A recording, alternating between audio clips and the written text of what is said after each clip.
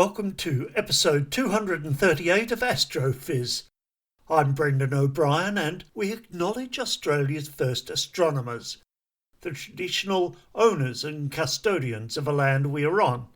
This episode is produced on Yorta Yorta, Pangarang and Gadigal country.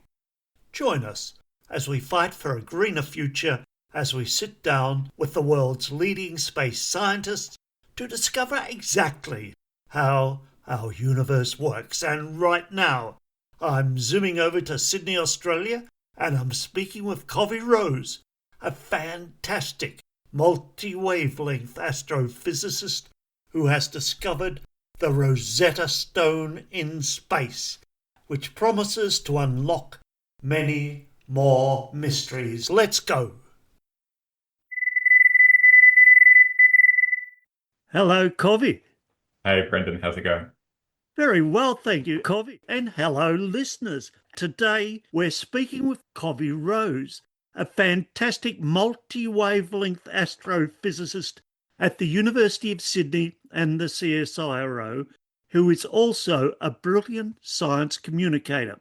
Kovi has made a breakthrough discovery, leading an international team including astronomers from the United States, China, Canada, Spain, Israel and Australia to find the Rosetta Stone in a star system on the very border of our Milky Way. His team used CSIRO's Australia Telescope Compact Array, ATCA, and ASKAP radio telescopes in Australia, the Meerkat radio telescope in South Africa, the SAW and Magellan optical telescopes in Chile, and the space-based SWIFT and the recent Einstein probe telescope to finally crack the mysteries of LPTs, Long Period Transients. They're strange objects that pulse at many different wavelengths on timescales we can now understand. And today, we'll also hear about his hugely successful science communication projects, and as a deep data diving researcher, he has already 3 first author refereed papers and has co-authored nearly 20 refereed publications, including 3 in Nature. Now, on top of this, he's finalising his PhD thesis, a gruelling undertaking, we know, and he's made the time to speak with us. So thank you, Kovi. It's a thrill to have you here on the show to hear your stories.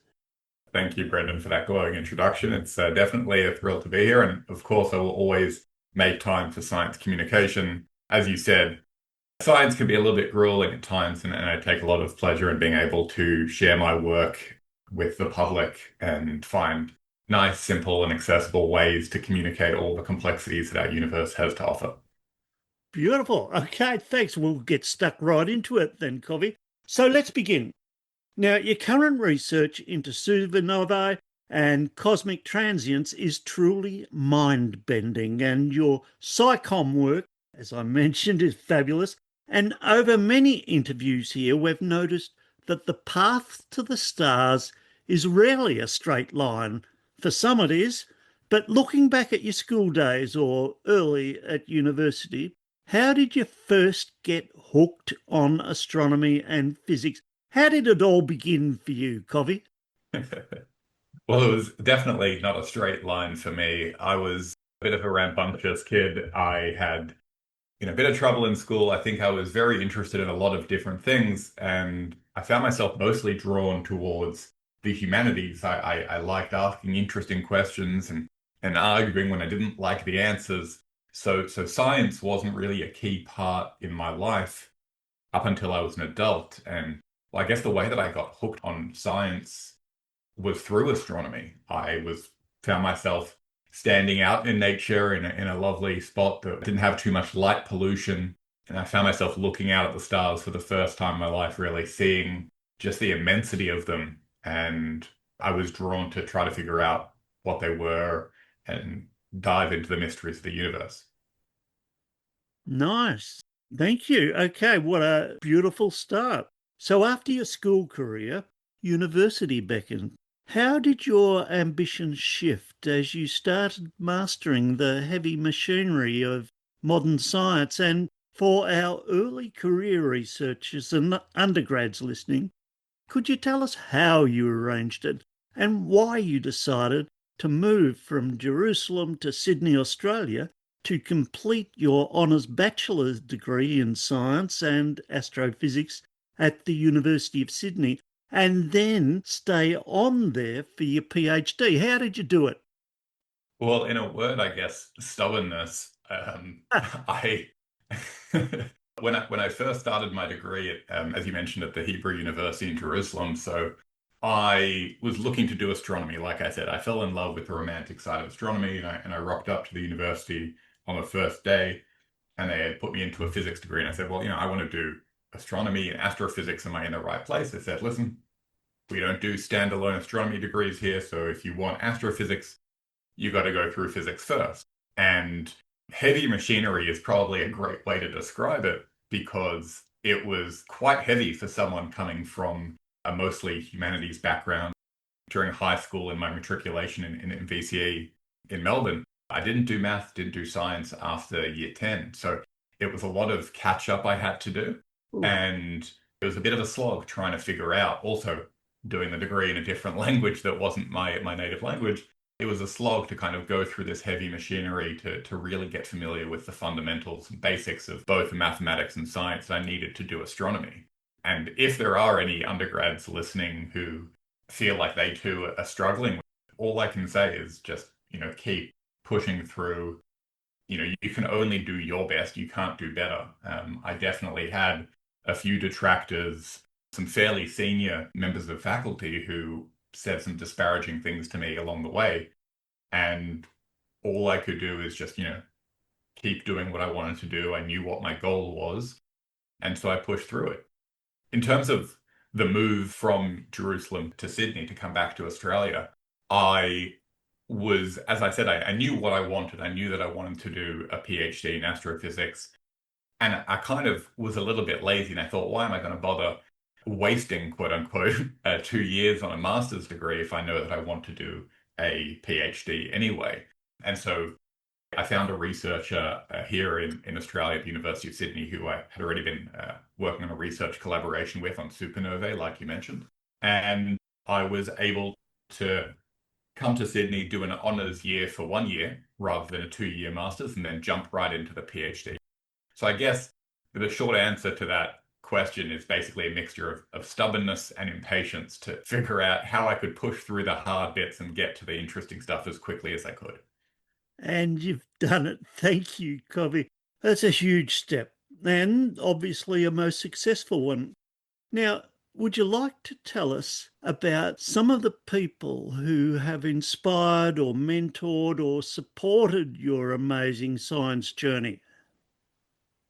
Oh, yeah, that's a tough one. I think that there are so many people. It would take us at least an hour for me to name each of them and describe the different contexts. I think one person who was definitely critical was Professor Miron Bloch. So he was the physics professor who taught me, well, physics in the preparatory program I did before starting university in Jerusalem. And keep in mind, this is at a time when I didn't have a physics background. My math was fairly weak. And he definitely inspired in me this idea of, trust the equations, push through it. And one thing I remember he said at the time also that I still remember was his doctoral advisor, I think, was supervised by Albert Einstein. And through that chain, that academic genealogy, passed on this idea that life is a sine wave, a sine function. It has its ups and it has its downs. You just have to ride it and appreciate both. That was back in Israel. I think in Australia, I have been incredibly lucky to have a wonderful mentor and supervisor at the University of Sydney, Professor Tara Murphy. Yeah, I'm not sure if you've had her on the podcast before. Yep, yeah.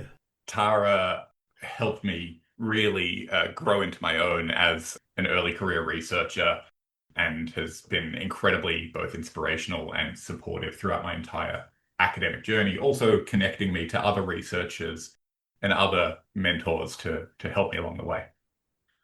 Beautiful. It takes more than a village to raise an astrophysicist. Thank you, Kovi. Look, let's jump straight into the science and your research. You're a power user of some of the world's most impressive hardware, as we heard back in the introduction, and you have a special attachment to the Australian SKA Pathfinder, ASKAP, out in the remote West Australian scrublands, and the ATCA array up in Narrabri. Yeah, I've been to ATCA and not ASKAP or the MWA yet, but I will be getting there one day. Now, for our listeners who might be new to radio astronomy, what is it about these long period transients that makes them so tricky to find, and why is the ASKAP in particular your perfect net to catch them in radio light? Those are a couple of good questions there, Brennan. So I'll start maybe with the basics for folks who are less familiar with radio astronomy. Yep. So radio astronomy, kind of like regular astronomy, except at a different wavelength, right? There's the full expansive beauty of the electromagnetic spectrum, and there's only a very narrow part of that spectrum that we can see with our eyes. That's what we call visible light. Shorter wavelengths, we have X-ray and ultraviolet. Longer wavelengths, we have infrared and radio. And a radio telescope, there are a few different ways of building them. One of the most impressive ways that's quite spectacular, and this is kind of the fundamental way that ASKAP works, is with what's called interferometry. So the bigger the dish that you have, the better your resolving power, right? So imagine if you had really, really big eyes, you'd be able to see really, really small, fine details.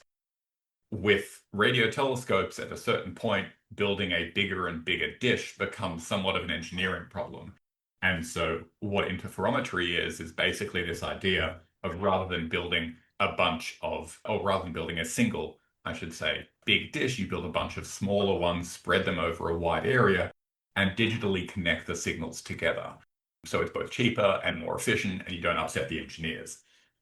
ASKAP is a really amazing example of radio interferometry. So it's built at Inyarimana Ilgari Bundara, the CSIRO Murchison Observatory out in Western Australia.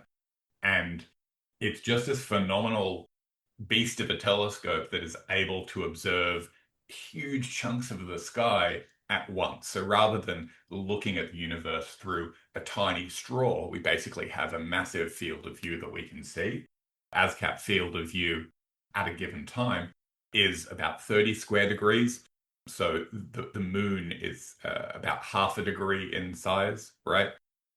So it's about 10 times the size of the moon. Imagine if you could build a grid of moons, you'd be able to see a 10 by 10 grid of moons all at once with this one telescope. Because of that, ASKAP is a really incredible survey instrument. So you can cover, as I said, huge chunks of the sky in a relatively short amount of time.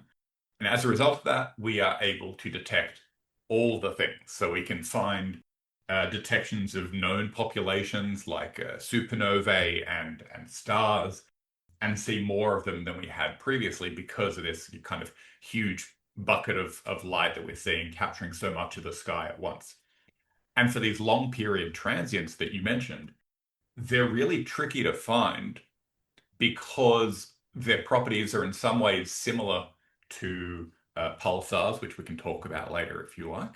Yep. But they're also quite unique in their properties, and they're also not something that we knew about before we had these surveys. So the Murchison Wide Field Array, the MWA, and ASKAP combined have discovered the overwhelming majority of these long period transients. I think it's about 9 out of the 13 known LPTs, as we call them, have been discovered here in Australia by the MWA and ASKAP. And that's specifically because of these wide field of views, incredibly sensitive instruments. And so you're just kind of able to see all the things that you're expecting to see. And also when you cast such a wide net, discover things that you weren't expecting to find. Beautiful.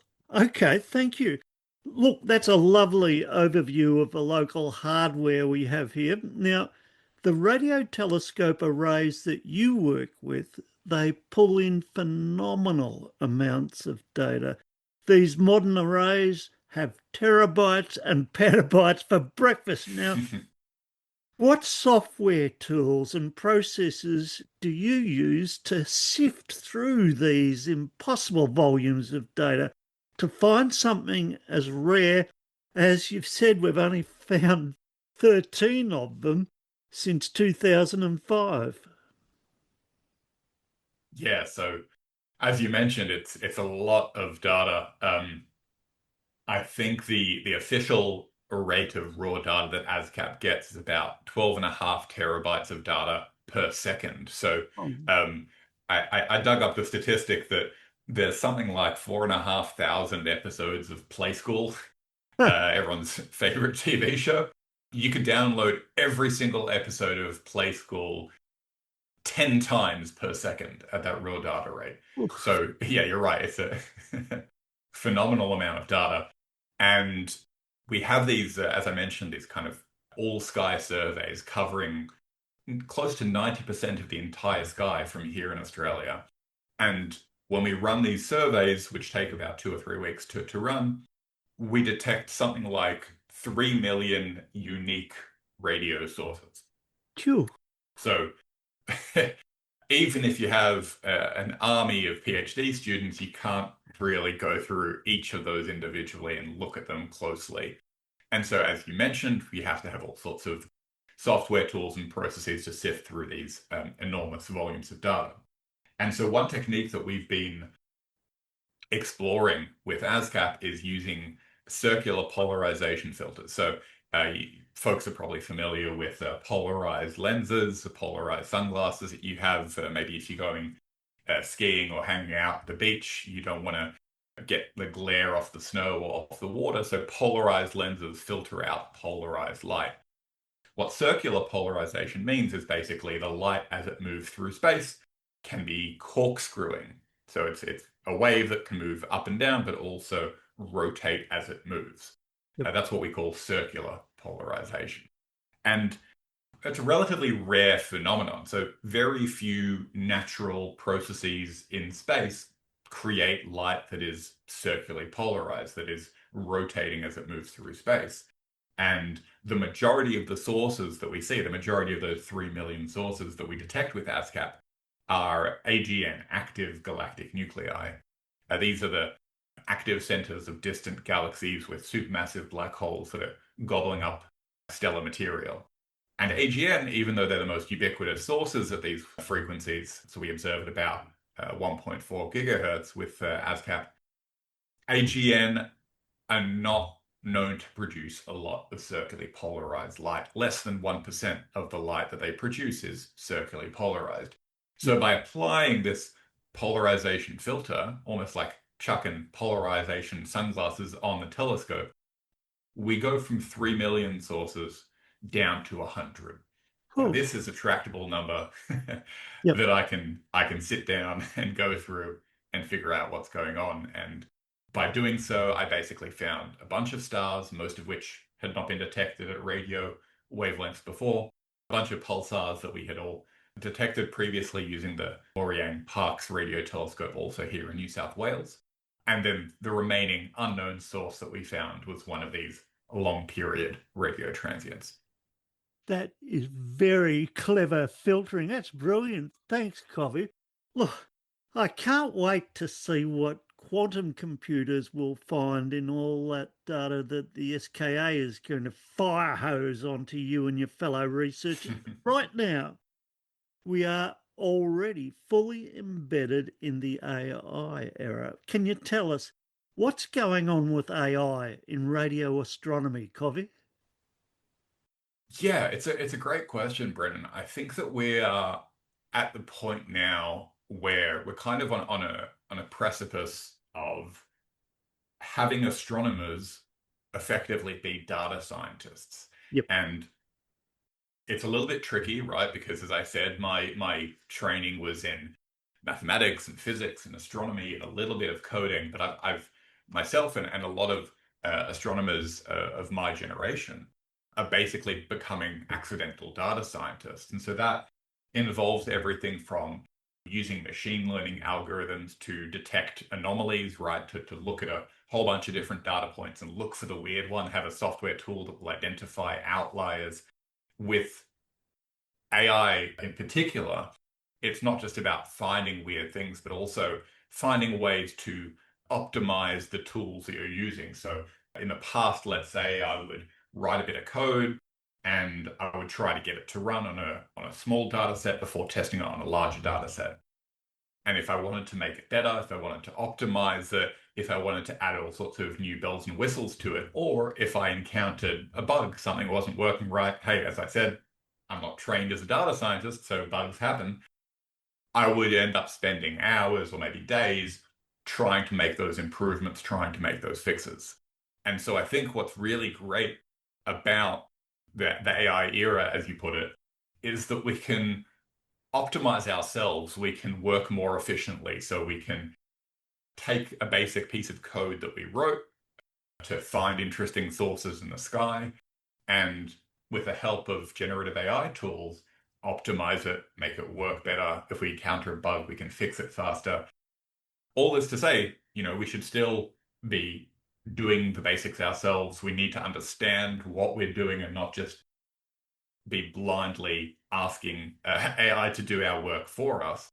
But it's really been an incredibly powerful tool for all areas of astronomy, and I think it will continue to do so in the future.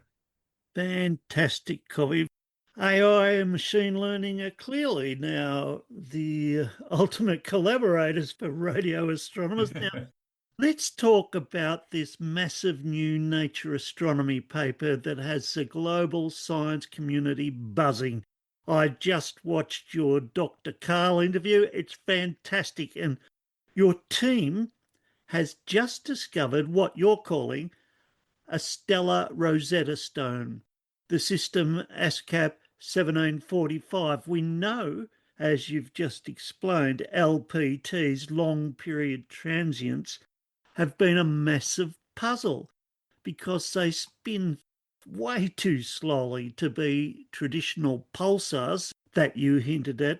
Can you take our listeners right into the heart of this system that you found and explain what a cataclysmic variable actually is and what exactly is happening between that Earth-sized white dwarf and its companion red dwarf star? Now, you and Dr. Kirsten Banks have a great visual on this on YouTube, and I'll give our listeners a link to it at the end of this interview. But can you describe this in your own words for our listeners? Oh yeah. So I definitely recommend checking out that visual that you mentioned. There's a nice video that Dr. Kirsten Banks created interviewing me, and we were standing at Swinburne University's new virtual universe, and we had this wonderful animation up on the wall behind us that was made by Carl Knox and Joshua Preston Pritchard, who's one of the co-authors of mine on the paper. And this visual basically uses Joshua Pritchard's magnetic field simulation that we created for the paper to show the interplay between two powerful magnetic fields, one of the white dwarf and one of the companion red dwarf star, like you mentioned, as the two stars orbit one another, spiral around each other, how their magnetic fields twist and interact. And this, we think, is at the core of the physics that's producing these long period bursts. Now, you mentioned that LPTs, long period transients, have been a puzzle because they spin way too slowly to be traditional pulsars. And yeah, that's true. Pulsars, these dense neutron stars, the remains from supernovae, these dense objects spin at periods of milliseconds to seconds. And we think we have a good handle on why it is that spinning is we're kind of able to convert that angular momentum into the radio bursts that we see from pulsars.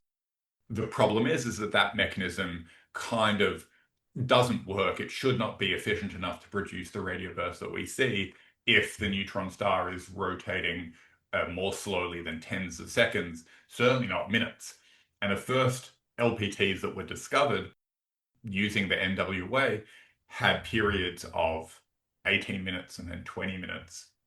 And then one was found at 54 minutes, and so on and so forth. And so what's been interesting is to see the community of radio astronomers who work on pulsars and FRBs saying, well, these things look like really slowly rotating pulsars. And at the same time, a community of radio astronomers who work on things like stars saying, well, these kind of look like stars, maybe in a binary, maybe it's a white dwarf. And so the leading explanations have kind of been a pulsar, a white dwarf by itself, a white dwarf in a binary. Now, the problem with trying to make these classifications, the easiest thing, the lazy astronomer in me would love to have a thing that I discover in radio. I'm like, that's a weird thing. And then I look at all of the other wonderful astronomical data that we have from decades of different telescopes, from, Gaia in the optical, and eRosetta in the X-ray, and be able to cross-match that information all together with all the proper checks and adjustments and say, oh, okay, that's just a star. It looks weird, but it's a star. Yep. And I think the issue with LPTs has been because so many of them are found close to the central bulge of our Milky Way, it's a very dusty area. And so that makes it hard to get clear optical information. So very few of them have had clear counterparts that allow us to say, oh, this is the obvious solution. So as a result, you've had a whole bunch of LPTs that seem very pulsar-like, but we need some new physics, some additional mechanisms to explain how they're producing these bursts. And there's been some really great work done on this by a few theorists. Collaborator of mine at the Open University of Ra'anana in Israel, this guy called Paz Binyamini, who is absolutely brilliant. He actually wrote a paper before the first LPT was discovered, suggesting that if you had a pulsar that was accreting material, it had some stuff around it that was landing on the surface, that could kind of boost the energy, the amount of radio light that it's able to produce while having it spin really slowly. So there are some physical explanations for why you might have really slowly rotating pulsars. But on the other side, you have members of this population, these LPTs, that really do look like white dwarf binaries. And I think that this system, this discovery, ASKAP J1745, the reason why we've been calling it a stellar Rosetta Stone is that we have, for the first time, a really complete picture across the electromagnetic spectrum of what's going on. So we have the radio pulsations that we discovered, and they're pulsating at, 1.3 hours or 80 minutes or so, we see a radio pulse. And then we look at X-ray, and with the X-ray information that we have from Swift and from the Einstein probe, we see the X-rays also pulsating and changing on this same 80-minute period. And then we look at the optical information and we see, oh, okay, there are Doppler shifts, right? There is a change in the velocity of the system that appears to be the thing that's giving off the light that we see, the optical spectral signature, the kind of chemical fingerprint of the system. Those spectral signatures seem to be moving away from us and towards us, also with a period of 80 minutes. And that's what helped us realize that we're looking at a binary system. So by combining all of the information across the electromagnetic spectrum, we figured out that it's a binary system. It's in particular, you asked what a cataclysmic variable is. So this is a binary system of a white dwarf, a very small but massive, so quite dense star that was a star like our sun. This basically happens when a star like our sun runs out of nuclear material to fuse. It doesn't collapse into a black hole or anything like that, if folks are worried, but instead it kind of just fizzles and turns into a hot lump of carbon that slowly radiates away its remaining energy over billions of years. So that's the white dwarf. A red dwarf is a star that's low mass compared to our sun. In this case, it's about 10% the mass of our sun. And so a cataclysmic variable is when you have a binary system, right? So you have the white dwarf and the red dwarf orbiting around one another. In this case, the orbit takes about 80 minutes for it to complete a loop or a pass of, the two stars around one another. And the cataclysmic part is the fact that the white dwarf is using its intense gravity to slowly pull material from the red dwarf star. So you have this flow of really hot, ionized or electrically charged material being pulled from the red dwarf onto the white dwarf. And what we've found is that that charged material hitting the strong magnetic field and the point where the magnetic fields of the two stars interact is likely what's producing these regular radio bursts that we see. The process of the material being pulled is likely what's producing the X-ray light. So yeah, it really feels like a Rosetta Stone because we can use this kind of complete picture that we have about this one LPT to decode other existing or future discoveries of long period transients that maybe have a less complete picture. That is beautiful. Thank you, Kovi. Beautiful science. Fantastic. A cosmic cannibalistic dance where one star is literally shredding and eating the other. That is wild, Kovi. Amazing science. It really is a masterclass in multi-wavelength astronomy. And you've noted that these extreme binary systems act as natural laboratories for physics. Now, because we obviously can't build a stellar mass magnetic machine here on Earth, what kinds of extreme plasma physics or magnetic field interactions are you hoping to study next using your multi-wavelength approach? Oh, that's a really good question, Brendan. I think that what's tricky with pulsars, say, has been to try to figure out exactly how this dense object is able to produce radio waves or radio wavelength light. And I think that what's great about having a known class of objects like cataclysmic variables is that we understand to a certain extent a lot of the physics that's already happening from, say, optical astronomy. We can find ways to measure their magnetic fields. And so I think that what's really unique is to kind of put these two things together, right? You have a really extreme environment. The red dwarf star has a magnetic field that's something like, a few times the magnetic field strength of an MRI machine, which is already like tens or hundreds of times stronger than the fridge magnets you might have in terms of how much magnetic force they can apply. But the white dwarf star has something like 1,000,000 times the magnetic field strength of a fridge magnet. So they're really unique systems. And as you said, we can't build this sort of laboratory here on Earth. So what we're able to do is to study how charged particles behave as they flow in this kind of like really intense magnetic and also gravitational environment. This can teach us things about how magnetic fields work, how plasma works. It can have implications for, let's say, the way that we build sustainable fusion reactors in the future, things like this. I think that generally one of the fascinating things about science, or maybe especially astronomy, is that the benefits that we end up getting in the long run are not necessarily things that we could easily predict. So by putting satellites in orbit, we have eventually ended up with this fantastic GPS network that allows us to know our location down to the centimeter or the meter. Similarly, with radio astronomy in the early days, we're just trying to figure out what this weird thing is giving off radio wavelength noise. And we eventually start discovering stars and quasars and the center of our galaxy.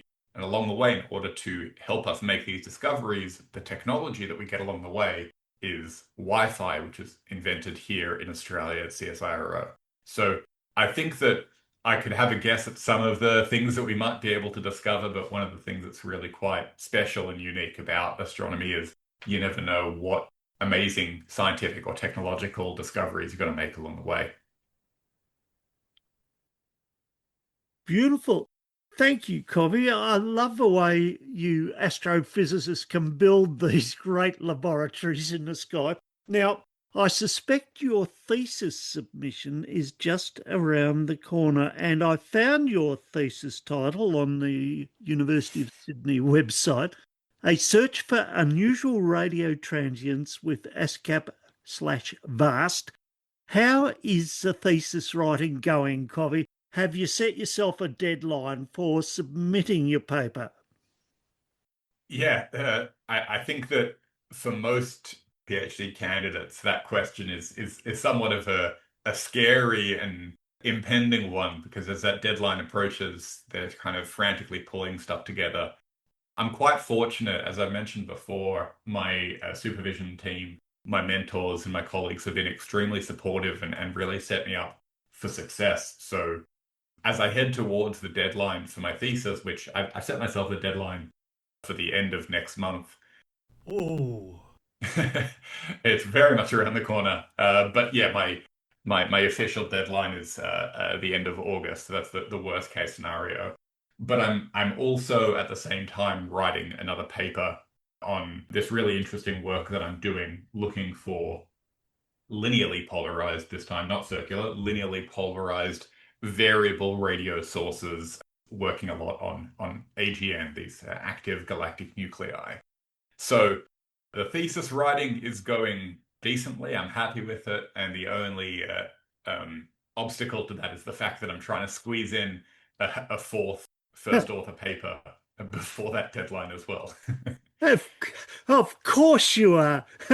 Brilliant. And good luck. Now, looking at that massive workload, doing your thesis, publishing papers in Nature, doing more research, writing another paper, and yet you also find the time to run fun fact science on social media. You do social media posts and you co-host the Nerd and the Scientist podcast. I've had a look at a few of your episodes. Fantastic. Now, we love great science communication here on Astrophiz. Why is doing public outreach so important to you personally, Kovi? I think that science communication, great science communication, played a critical role in my journey to where I am today.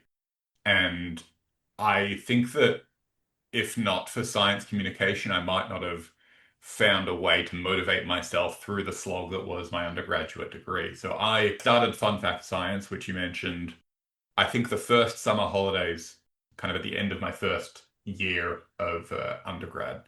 And the idea was, okay, I'm learning all this information. It's hard to keep track. But it's interesting to me as someone who came from a humanities background. You know, a lot of these new fun facts that I was learning were quite fascinating. So I thought perhaps I'll share them with other people. Perhaps they'll be new and interesting to other people as well. And in a way, I will keep myself motivated. I will remind myself of how interesting all this stuff is that I'm learning, which, you know, otherwise doing an undergraduate degree in the sciences can at times be a little bit dry. And what I kind of found myself doing for the following 2 years, for most of my undergraduate degree, I was posting a fun fact every day for Whoa. 2 years.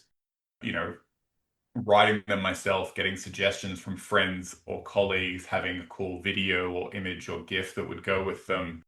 And at a certain point, I thought to myself, this is fun and it's been enjoyable for me, but is this the best thing that I could be doing to help people? I think that what I realized ultimately was that what was most important to me was to find the best possible use for my time and for my platform. So what I ultimately ended up doing was pivoting rather than sharing fun facts, which there are a lot of wonderful science communication accounts out there on the internet that do that. Instead, I focused on trying to find interesting stories and interesting people and help amplify their voices.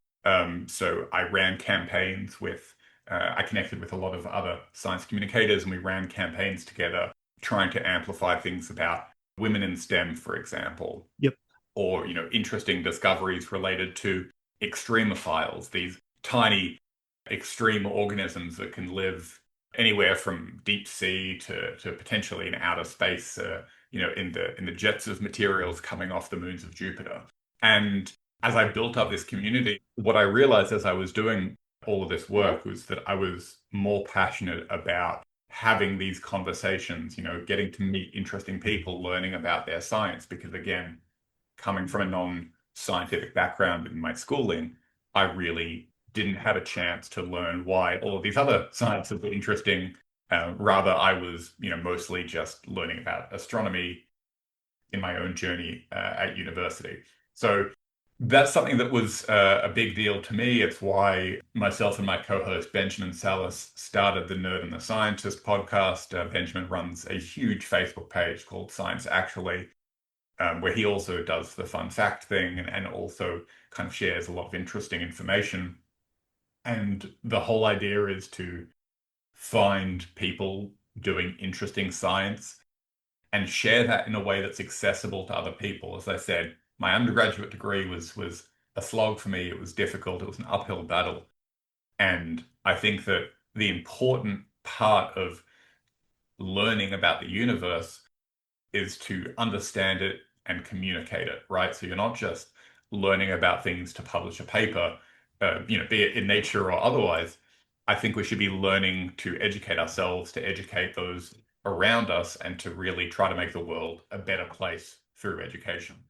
And you do it brilliantly, Kovi. And it's one thing to have all the pipelines and all the data sets, and another thing entirely to have the clarity to interpret it, something you're particularly skilled at. Now, you are solving some of the most puzzling phenomena in the cosmos, which requires an immense amount of focus. How do you do your best thinking? What are the conditions that you have to create to filter out all the noise in the world around you and find those clear signals in your own thinking? I mean, if it was as simple as, applying a circular polarization filter to my brain and then everything suddenly pops out and becomes clear. Um, I was having a conversation with one of my siblings about this yesterday. So as I mentioned, growing up as a kid, I was a little bit of a hyperactive student and couldn't always focus, and I've been trying to have these conversations with my siblings and with a lot of friends of mine who are educators, especially people who work with neurodivergent kids, as to how I've figured out this path. How do you go from being the hyperactive ADHD kid to being able to, as you said, find clarity in this storm of data, or this torrential downpour of data. And I think that to do my best thinking, I don't force it, right? There's a never-ending amount of work that a researcher could be doing.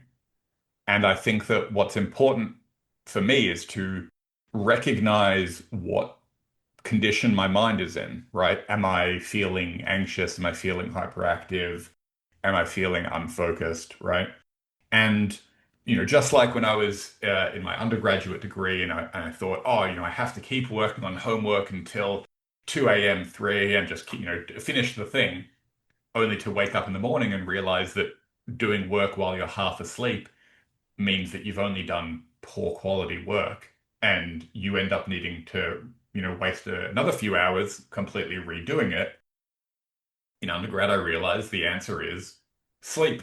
Shockingly, right? You need to sleep normal hours, you need to lead a healthy lifestyle and set healthy boundaries. That may be different from person to person, but find what works for you, and don't force yourself into a place where you're uncomfortable and you're ultimately not working well.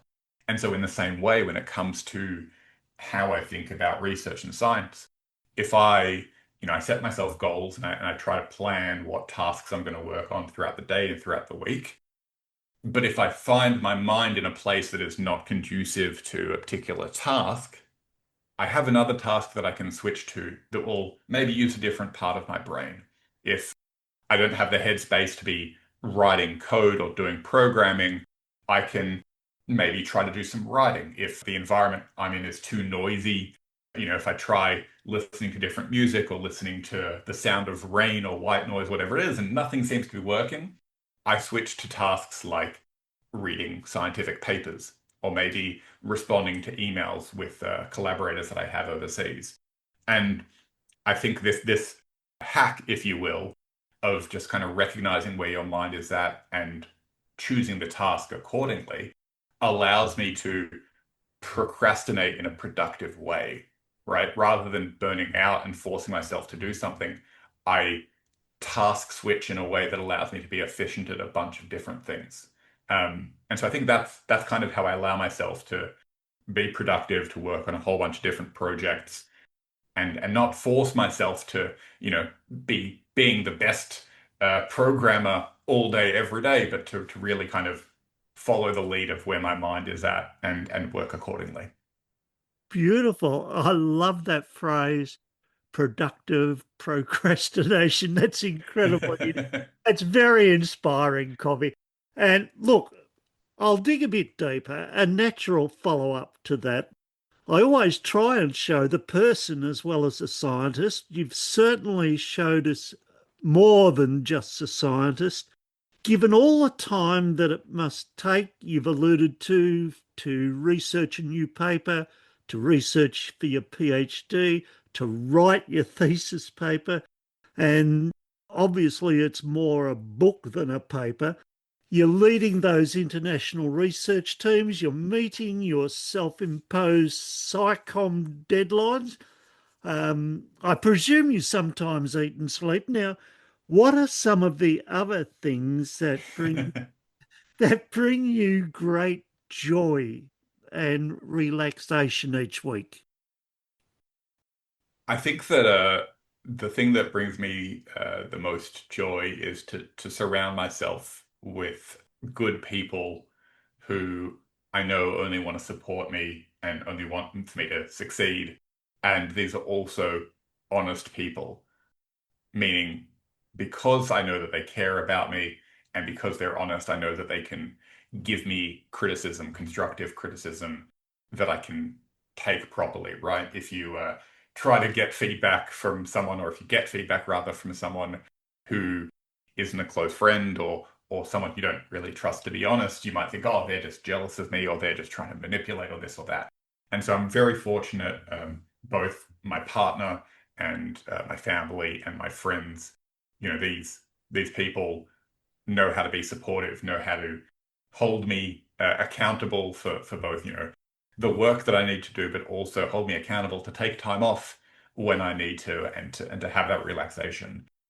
In the specifics for relaxation, my partner and I and our dog, we love nature, we love hiking, going for walks.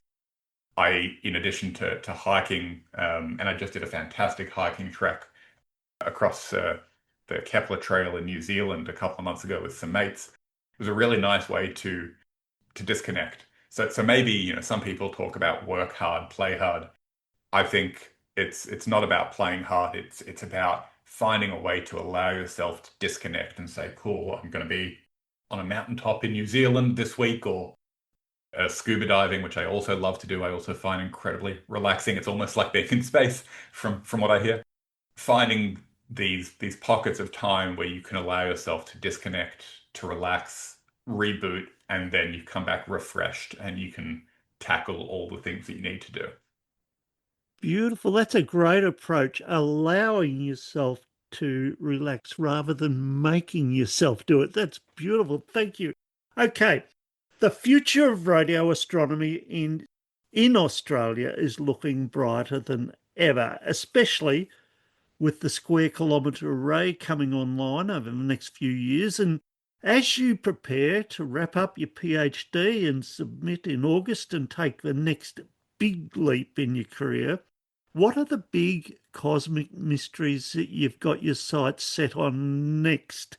Have you got any postdocs on the horizon? Where is the path to the stars taking Kovi Rose?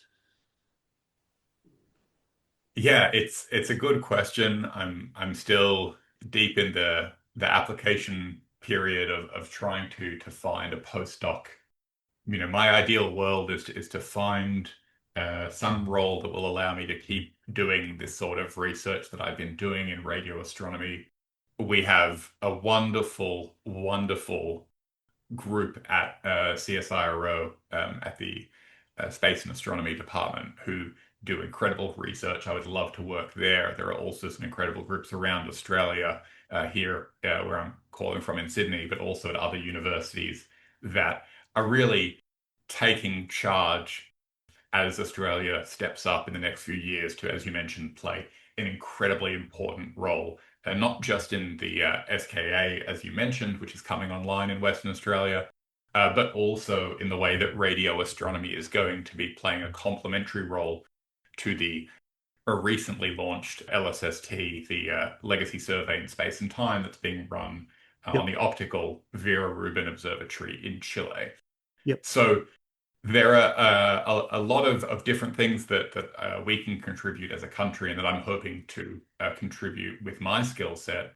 I think that the main mysteries that I am keen to dig my teeth into are kind of utilizing the skills that I have, both relating to radio astronomy and stellar astronomy and data science in both of those fields, and to solve mysteries like how the magnetic fields of weird and wonderful stars work. We know so much about our sun because, as we all know, it's relatively nearby, but the magnetic fields of other stars are a bit more of a mystery. And I've had a chance to work on stars ranging from failed stars like brown dwarfs to really intense white dwarf stars like the one in this long period transient. Both white dwarfs and brown dwarfs have incredibly strange and yet powerful magnetic fields. So these are the sort of mysteries that I would like to try to help solve in the coming years. You are being drawn into the magnetic cosmos. Fantastic, Kovi. Thank you so much. Look, to wrap things up now, I'm handing you the golden mic for your favourite rant or rave. What is the one thing in the world of science that you're most passionate about right now? You've told us a lot already. Tell us about one of the challenges that we face in science, in equity, in representations of diversity, or in science denialism. That's my favourite bugbear. Or perhaps science career paths, or your own passion for research, which is booming, and perhaps our human quest for new knowledge. The microphone is all yours. What is your final word for the Astrophiz audience? Oh, it feels like a lot of responsibility holding the golden mic. I I think that I've had a fairly unique journey, and the more scientists I speak to, I realize that the norm is not normative, right? We all have these complicated journeys. We are all complex human beings. So we contain multitudes, as it's been said, right? And I think that science has gotten a lot better. The scientific communities have gotten a lot better in terms of equity and diversity and representation, and we're definitely moving in the right direction. I think that for me, given my background, given the fact that I spent the first 10 years of my adult life living in Israel, studying at the Hebrew University of Jerusalem, I have a lot of colleagues there. It's been a fraught few years, and I think that what I would really ask of the audience is to just remember the humanity, just remember who the people are, right? That let's say people from a country aren't their governments. It's been a hard few years for everyone on Earth. And it kind of feels like before these past hard few years, there were another hard few years. So that's kind of the nature of reality is, life is difficult. We have to find the things that we're passionate about, work towards them, and in doing so, hopefully make the world a better place. So I would just urge people to remember that, to remember, in the words of Carl Sagan, that we are all stuck here on this little mote of dust, suspended in a sunbeam on this ball of dirt together. and that all that we can do is to kind of keep pushing forwards on our quest to make ourselves better, to make humanity better, and to hopefully discover more about the cosmos. Beautiful words from my heart, which I share entirely with you, Kovi. Beautiful. Look, just before we go, I'll send our listeners to your great article about your LPT discovery in the conversation. It's at tinyurl.com/LPT Kovi. That's tinyurl.com/LPT Kovi. That's LPTKOVI. All lowercase, all one word. And for those who are more visual, that brilliant short reel that you and Kirsten and your colleagues have made, it's at tinyurl.com/InstaCovi. That's tinyurl.com/InstaCovi, all lowercase, all one word. Well, Kovi Rose, on behalf of all of our listeners across the globe, and especially from me, I'm so grateful. It has been an absolute pleasure to hear your stories and how your team has solved one mystery and found heaps more and opened the door for new discoveries and understandings. Good luck with submitting your thesis, the next phases of your research journey, and those upcoming travels, which are inevitable. Perhaps you could also solve the mysteries of FRBs in your free time for us, please.